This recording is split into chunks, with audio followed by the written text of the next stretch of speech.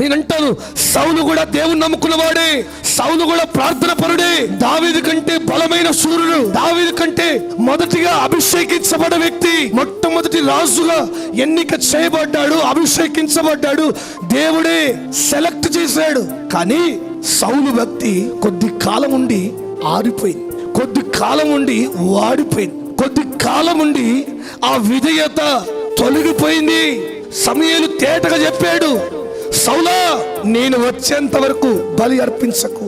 సౌలు భక్తి 7 రోజులు ఎదురు చూసింది, కానీ ఆఖరి 7 నిమిషాలు ఎదురు చూడలేకపోయింది. 7 రోజులు ఎదురు చూశాడు అంటే భక్తి పరుడే, కానీ ఆఖరిలో తొలగిపోయి. మన వాళ్ళు కూడా చాలా మంది చాలా కాలం ఎదురు చూస్తారు, ఆఖరిలో ఇక దేవుడు ఇవ్వడు కదా, ఇంకా దేవుడు ఇవ్వట్లేదు కదా, నా జీవితంలో ఏ ఒక్క ఆశీర్వాదం కలగట్లేదు అని ఆఖరిలో వాళ్ళ భక్తిని పక్కా పెట్టాల్సిన పరిస్థితి వాళ్ళు తెచ్చుకుంటారు. కానీ దావీదు అలా కాదు, తాను దేవుని సన్నిధిలో ప్రారంభం నుంచి ఆఖరి వరకు ఒకే రీతిగా దేవుని కొరకు తన భక్తి జీవితాన్ని కాపాడుకున్న వ్యక్తిగా ఉన్నాడు. హల్లెలూయా. దావీదు భక్తి ఆరిపోలా, దావీదు విశ్వాసం వాడిపోలా. మరి నీ విశ్వాసం ఏమైపోతా ఉంది? నీ భక్తి జీవితం ఏమైపోతా ఉంది? కాలం బట్టి, రోజులను బట్టి, పరిస్థితులను బట్టి, మనుషులను బట్టి మారిపోయే భక్తి చేయకు.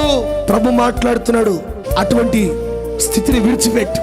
మొదట ఏ భక్తి చేశావో, మొదట ఏ ప్రార్థన కలిగి ఉన్నావో, మొదట ఎలాగ దేవుణ్ణి ప్రార్థన చేశావో, ఆ భారం, ఆ కన్నీరు, ఆ వేదన మరలా పురికొల్పుకో, మరలా నిలబెట్టుకో.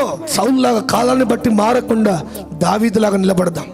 మన భక్తి జీవితం నిత్యము ఫలభరితంగా మార్చబడునుగాక.